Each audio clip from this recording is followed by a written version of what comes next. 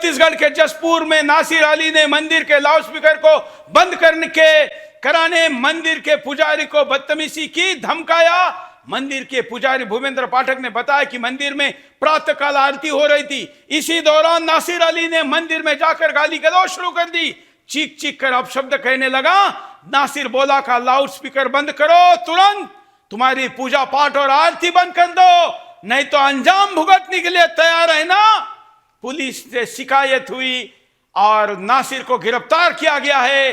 5 समय मस्जिद पर लगे स्पीकरों से दिन रात चिल्लाने वाले हिंदुओं के मंदिरों पर एक समय होने वाले आरती से भी इतने परेशान हैं। यह मामला छत्तीसगढ़ का है। भूपेंद्र पाठक मंदिर के पुजारी क्या कहते हैं, सुनिए।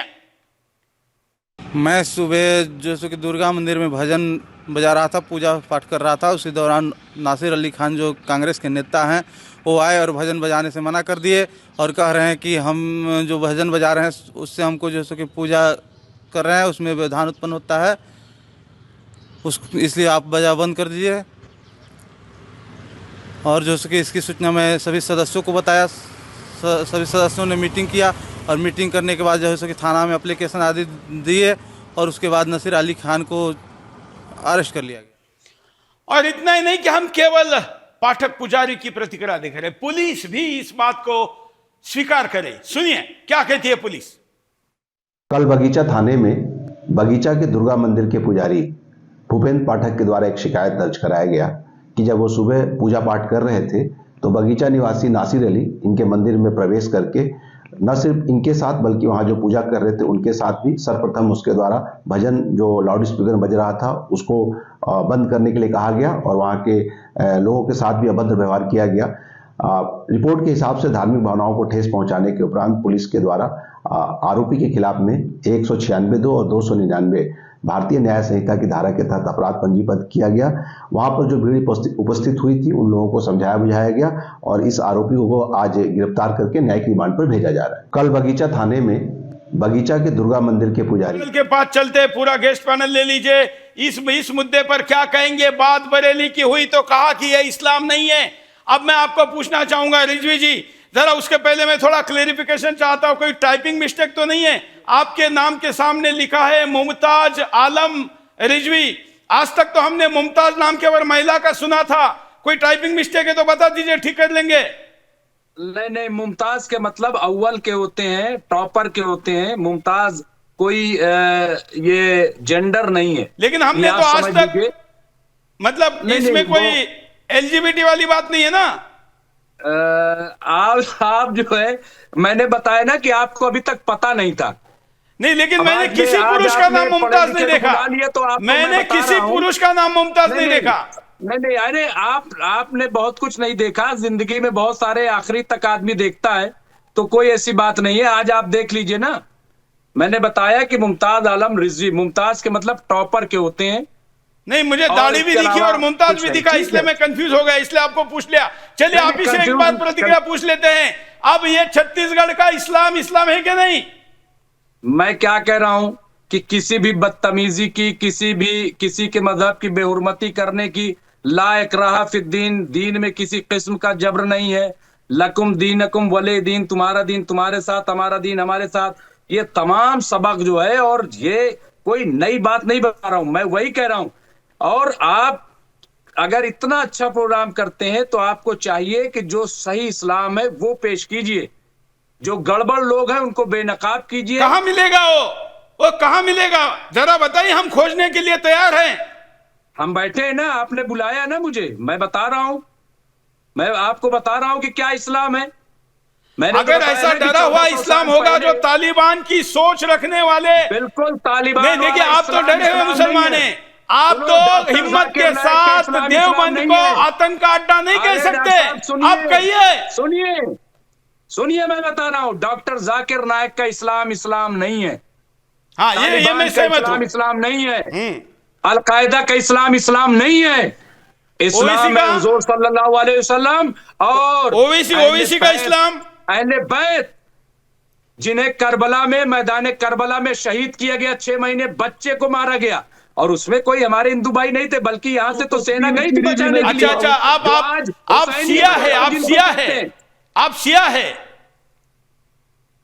जी हाँ, मैं शिया हूं। हाँ, तो हमें आपसे हमदर्दी है। हमें यह हमदर्दी है कि आपके साथ सुन्नियों ने अन्याय किया, अत्याचार किया, नरसंहार किया, आज भी कर रहे हैं। न सुन्नी न, देखिए मैं क्या कह रहा हूं, आतंकवाद को पहचानना और ये आपकी जिम्मेदारी नहीं, मेरी जिम्मेदारी, मैं तो कहता हूं। तो सुन्नियों के आतंकवाद खिलाफ को क्यों नहीं बेनकाब बोलते आप? करना। आप सुन्नियों के खिलाफ क्यों नहीं बोलते जिन्होंने शिया का खात्मा कर दिया? अरे भैया, मैं हमेशा बोलता हूं, मेरी आपने मजलिसें सुनी नहीं, आपने मेरी तकरीरें सुनी नहीं। मैं तो शेर पढ़ता हूं कि कायदा शब्बीर का दुनिया को पढ़वाते रहो, वरना ये सारा जहां अल कायदा हो जाएगा। मैं तो पढ़ता हूं, क्या बात आप कर रहे हो? मैं हमेशा कंडम करता हूं। अच्छा, ये ओवैसी का इस्लाम किसका इस्लाम है, ये भी थोड़ा बोल दीजिए। भाजपा का। भाजपा का इस्लाम है? हाँ, वाह, भाजपा वाले तो यहाँ कौन? हाँ, भाजपा वाले विधायक है। जरा ठाकुर हाँ। जी बोलिए, ओवैसी पर दो शब्द बोल दीजिए। देखिए, इन लोगों की मानसिकता इनको है, बढ़िया मिल गए एक, और ओबीसी जो है संजीवनी मिल गई इनको, दो ही लोग तो इनको ठाकुर मिले। जी, ठाकुर जी, ओवैसी के नाम के साथ दो जी लोग लगाना इनको मिल गए, सुदर्शन पर सुनिए। बैन है। अरे डॉक्टर साहब सुन लीजिए, हाँ, जुमला है। मृत्यु नहीं करिए। दो लोग मिले, ओबीसी डॉक्टर साहब सुन जिन्ना लीजिए। का नया अवतार एक है। जिंदा हाँ। एक मुर्दा, दो लोग मिल गए भाजपा को। ये जिंदा जो है वो वैसी है, मुर्दा बाबा। इस्लाम नहीं दो बोलता लोगों से है। इनकी राजनीति चल रही है बस।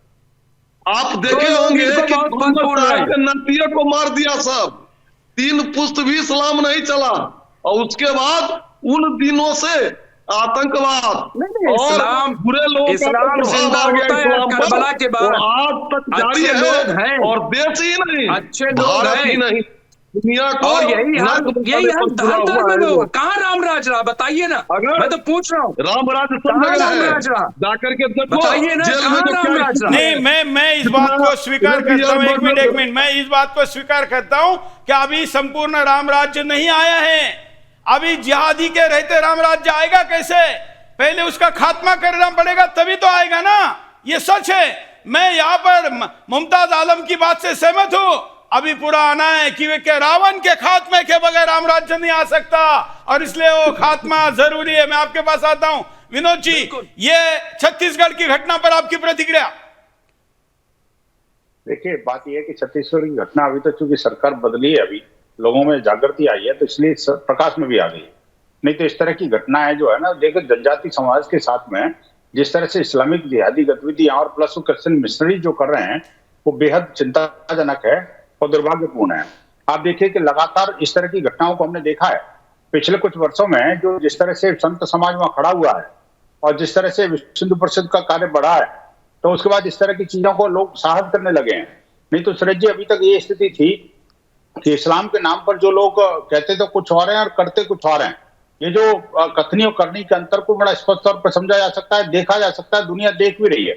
मैं कहना चाहता हूँ रिजवी जी जो बैठे हैं आपके चैनल पर, मैं इनसे पूछना चाहता हूँ, देखो तालिबान खराब है ये आपने कह दिया, लेकिन ये एकमात्र मेरे को भी इस्लामिक स्कॉलर मिला है जो कि इस तरह की बातें कर रहा है।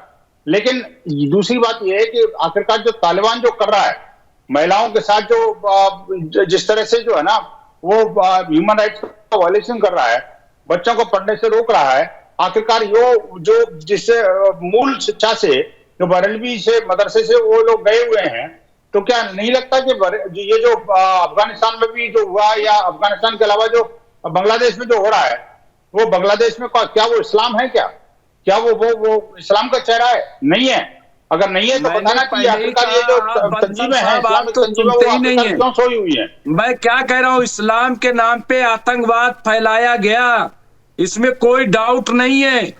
और यही वजह है, यही वजह है कि इस्लाम बदनाम हुआ, और इनको बेनकाब करने की जिम्मेदारी आपसे ज्यादा। इसमें क्या है, इसमें मैं जरा तीसरा भी जुड़ना चाहता हूं दोनों के बीच। विनोद जी, ये सिया है और इनको अपना आक्रोश निकालने की जगह देनी चाहिए, लेकिन हिंदुओं के खिलाफ क्यों बोलते? आपके ऊपर ऐतिहासिक अन्याय हुआ है, सिया है आप, और आपको बोलना चाहिए। अभी मैं कमेंट में देख रहा था, एक कह रहा है कि मैं सुन्नी हूं और इस रिजवी को खटमल कहता हूं। हमारे में सारे सुन्नी सियाओं को खटमल कहते हैं। क्यों कहते हैं रिजवी जी? नहीं देखिए, आप खटमल और मच्छर और ये तमाम, हम इस पे, ये कोई बहस की चीज नहीं है, ये तो बेवकूफी है, जहालत है। मैं एक चीज कह रहा हूं कि गलत को गलत कहना चाहिए।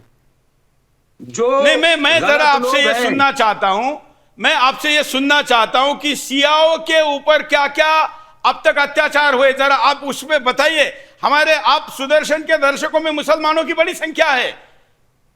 नहीं, देखिए डॉक्टर साहब, ऐसा है कि आप इस्लाम जब शुरू हुआ और करबला एक बहुत बड़ा वाकया हुआ, वहां आप जानते हैं कि मैदान करबला में किस तरीके से, और मैं कह रहा हूं वहां हिंदू भाई हमारे थोड़ी थे, बिल्कुल नहीं वहां तो थे। मुसलमान ही थे, इस्लाम कलमा पढ़ने वाले थे, अल्लाह अकबर कहने वाले थे, हाफिज और कारी मौजूद थे। और उन्होंने जो हुजूर सल्लल्लाहु अलैहि वसल्लम के वंशज थे, उनके नवासे थे, हजरत इमाम हुसैन, उनका 6 महीने का बेटा अली असगर, उनका जवान अली अकबर, और इस तरीके से 18 तो बनी हाशिम थे, और इसके अलावा उनके चाहने वाले थे, और चाहने वालों में भी मैं आपको बता दूं मुसलमान ही नहीं थे, ईसाई तबके के थे, और बहुत सारे तो बाद में हिंदुस्तान से भी गए, जो आज हुसैनी ब्राह्मण जो अपने आप को लिखते हैं, ये तारीख पढ़िए, उनके पूरे घराने को वहां पे कत्ल कर दिया गया, शहीद कर दिया गया, जिसकी आज हम याद मनाते हैं। और इस बात का हमें फख्र है कि जितनी बेहतर तरीके से हिंदुस्तान में इमाम हुसैन को याद किया जाता है, दुनिया में कहीं इस तरह से याद नहीं किया जाता। इस बात पे हमें फख्र है, और इसीलिए मैं कह रहा हूं नहीं, थोड़ा थोड़ा हिंदुस्तान के अंदर भी, हिंदुस्तान में भी, जैसे लखनऊ में सिया सुन्नी टकराव बहुत बड़े लंबे समय तक रहा है, मैं थोड़ा वो भी जानना चाहता हूं। हिंदुस्तान में भी मुझे कई सिया मिलते हैं जो कहते हैं कि हमारे ऊपर बहुत अत्याचार होता है, हम इनके साथ रगड़े जा रहे हैं। नहीं, बिल्कुल देखिए ऐसा है डॉक्टर साहब, ये बिल्कुल सही है कि आज भी बहुत सारे ऐसे हैं जो अहले बैत को बज़ाहिर तो चाहते हैं, लेकिन वो यजीद के मानने वाले, और जो यजीद का मानने वाला होगा, याद रखिएगा, वो कभी भी इस्लाम का फॉलोअर नहीं हो सकता, और वो आतंकवाद ही फैलाएगा, और उनको बाकायदा फंडिंग होती है, ये भी मैं बता रहा हूं। तो इसलिए ये हमारी जिम्मेदारी, और हम हर मजलिसों में, हर तकरीरों में ये कहते हैं कि हर अल्लाह अकबर बोलने वाला मुसलमान हो, ये जरूरी नहीं है, उसके पीछे छिपे आतंकवाद को पहचानना चाहिए।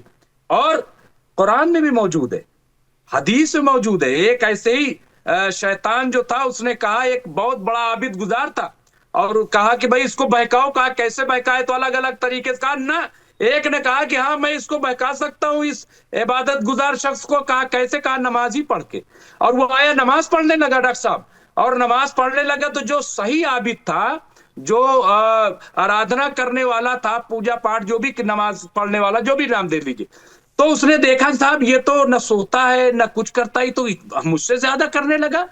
उसने पूछा तो वर्गलाया उसने, तो ऐसे भी बहकाया गया, ऐसे भी बहकाया गया। मैं एक, हमारे दर्शकों ने एक अपडेट भेजा है, हुसैन को बचाने के लिए मोहियाल ब्राह्मण मोहन दत्त अपने बच्चों के साथ गए, और उनका सर मदीना लेके जाने वाले भी मोहन दत्त ही थे, सच है क्या? बिल्कुल सही है, इसकी तारीख है। और मैं डॉक्टर साहब आपको बताऊं, इसकी तारीख देखिए ईरान से मिलती है। ईरान के जो शाह थे, तो उस दौर में हिंदुस्तान से और ईरान ये सब बहुत करीब थे। तो एक बेटी जिसको चंद्रलेखा यहाँ बाद में नाम रखा गया, उनका नाम था मेहर बानो, मेहर का मतलब चांद के होते हैं, उनका चांद चंद्रलेखा। और इसी तरीके से जब ईरान को फतह किया ये वहां पे मौलाए कायनात ने, तो उसके बाद जो है वहां पे जब फतेह हुआ, तो उनकी जो बेटी थी एक और, वो सहर बानो, तो उनसे शादी हुई। तो इस तरह से ये कहा जाता है कि आपस में रिलेशन भी थे इमाम हुसैन से, और यही वजह है कि उन्होंने हिंदुस्तान में खत लिखा था। दो चीजें बड़ी मशहूर है डॉक्टर साहब, एक ये कि इमाम हुसैन को जब घेरा गया मारने के लिए, तो कहा कि मुझे हिंदुस्तान जाने की इजाजत दे दी जाए, मैं हिंदुस्तान चला जाऊंगा। जाहिर है कि कोई तो बुनियाद रही होगी कहने के लिए। दूसरा, फिर उन्होंने खत लिखा, खत कहाँ, हिंदुस्तान में लिखा, और यही वजह है कि यहां से लोग गए थे, 10,000 का लश्कर, और हिस्टोरियन ने कुछ इसको लिखा है। हिंदुस्तान देखिए आज हम ऐसे में जरा सबको लीजिए, मेरा तो आपसे ये रिजवी जी ये कहना है कि आपने तो हमारा साथ देना चाहिए इन जिहादियों के विरुद्ध।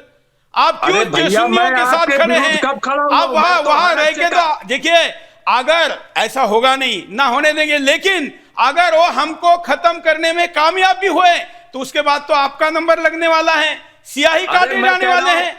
अरे मैं क्या कह रहा हूं, सुनिए डॉक्टर साहब, सुन लीजिए। एक तो ये कि मैं आपके खिलाफ कभी नहीं रहा, ठीक है। मैं एक चीज कह रहा हूं, आज बिल्कुल नई चीज कह के जा रहा हूं, और शायद आपने आज तक सुनी भी ना होगी।